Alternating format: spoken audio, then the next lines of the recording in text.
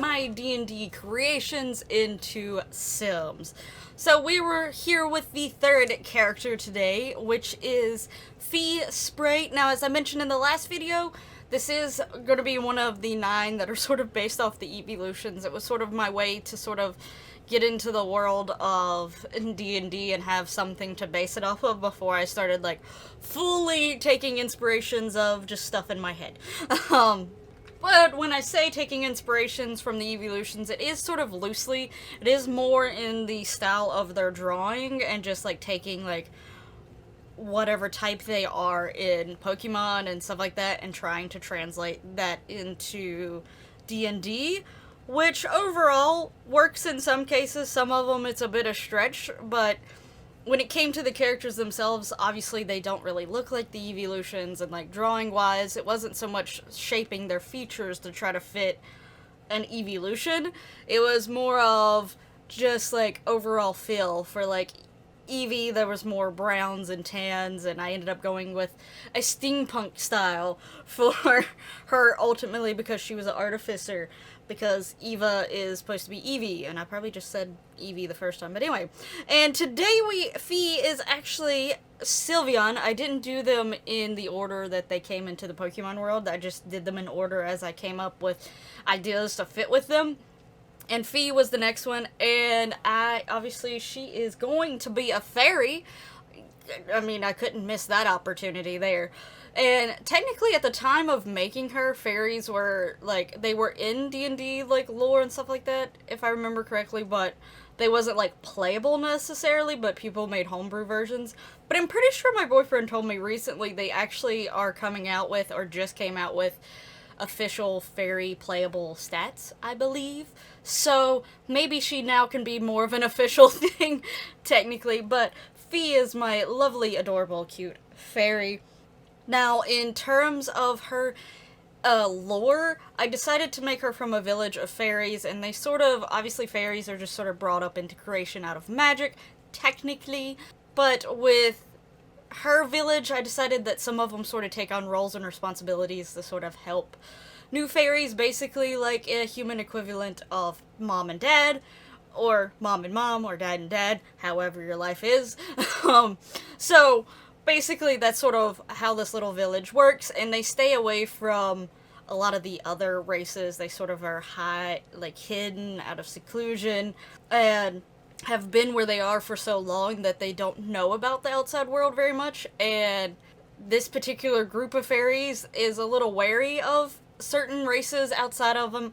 But Fee wants to explore and spread her music as all over the world. So she wants to get out there. She wants to see things.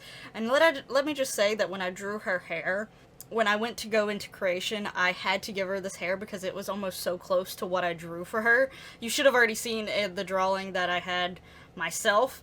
But yeah, it just fits so well. The roots area is a little bit darker than I would have preferred it to be, but it just fits so well, and there was at least a pink option. I was like, I have to do it. I have to go with it. So yeah, but anyway, on to, like, Fee's D&D info stuff. She obviously, I said she's a fairy. She's only 2'1", and she is a fairy. I don't know exactly how the official stats are gonna be, or how, I don't remember if I looked up how, I think I did look up how little they were, but I decided for reasons of playable fairies that I didn't want to make her, like, super, super short.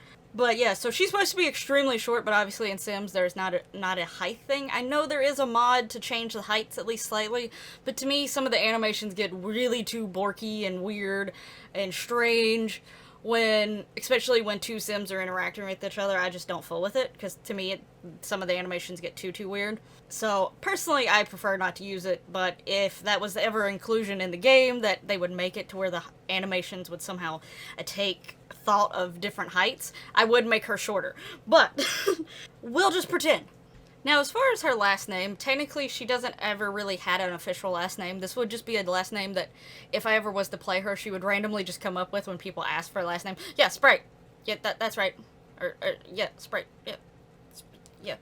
That's what she would just randomly come up with. Otherwise, she just goes by Fee. Now, she is a bard. You may have gathered that from the music part, if you're someone who's at least somewhat knowledgeable of D&D, and her subclass is College of Glamour. Thought it was the most fitting, and she's mostly wanting to travel around to have fun and see outside the world and again spread her music. I put her age as 26. Not really sure how Fairy ages. I forgot why I put 26. Most likely I would just say that's what she says she is, or that's at least how many human years she knows she's been alive, but Fairy years, I don't know how that works. I don't remember right off the top of my head. Probably should have looked that up, or at least wrote down a side note of why I did that. That would have been smart of me to do, or my future self, but yeah, I did not. And I think I didn't mention it in the last one, but technically I did give all of my characters a gender and a sexual orientation. With the genders, especially for Sims and stuff like that, I just went a little bit more basic. She is a female, but she is bi, so she is into both male and females. We'll see if that actually takes place. I don't have Wonderful Whims in, or anything that decides that, so I don't know how in the world the game would perceive that, but we'll just go with it. We'll hope that it works around. I'll find a way. Anyway, because technically I'm gonna see if romances randomly happen in the houses, because I'm sort of interested to see if it would. Anyway. So in terms of Sims, I gave her the aspiration of musical genius, and part of the reason why I am really focusing on the aspirations, one, it just adds more to the character to fit with my D&D character, but also I am quite curious if any Sims will potentially try to do anything for their aspirations on their own somehow. Some aspirations you have to be very specific, but some of them, like, by Sims doing daily actions and things like that on their own can actually be accomplished, so I'm interested to see if any Sims actually get anywhere in their particular aspiration. I might slightly pay attention to their whims every once in a while, so if they get a whim, I might do a whim here and there. For the most part, I'm not going to control them too often. It will just be for, like, little small things. It might be for the whims, make sure they're taking care of Zuzu, because she's a cat and she can't take care of herself, so, you know, stuff like that.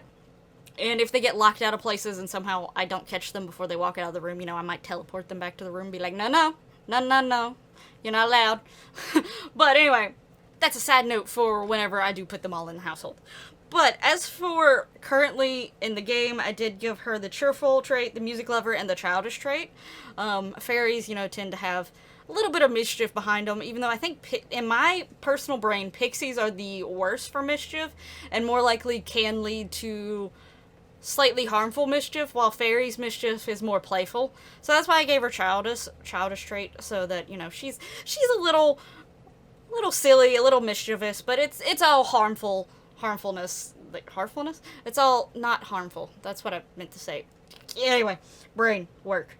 Now, I am planning on adding a mod that allows me to give them 5 traits to try to give them as much personality as possible. I also am giving them likes and dislikes. I think by the time I had made Fee, I don't think I had the likes and dislikes in just yet, or maybe I didn't pay attention to the video there. Actually, I did have them, but I did those off camera because that could take a while. I feel like doing the likes and dislikes.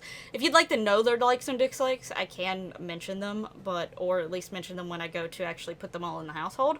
But yeah, otherwise I thought it would just take too long to actually mention all of them. But yeah, so all this stuff is going to factor into their personality and seeing how they react to each other. But I'm also going to be giving her the outgoing and dance machine trait once I get that 5 trait mod in, as long as it's working and doesn't need any more update, or it is updated for the time frame of when I actually go to put them all into the household. But yeah, I hope you really liked how Fee turned out. I tried to get her at least semi-close to my drawing. I figured this dress was fitting more of the style of how I drew her, and I gave her wings, but obviously they're not as detailed and decorative as her wings, but they're really pretty and sparkly, and they had pink, so, you know, I went with those wings, and her hair is pretty much spot on. But I absolutely love her.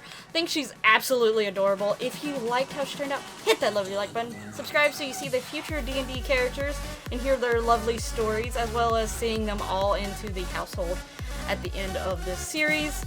Let me know down in the comments below what you think about Fee and all the others. Who is your favorite so far? And I'll hopefully see you in the next one. But for now, bye bye!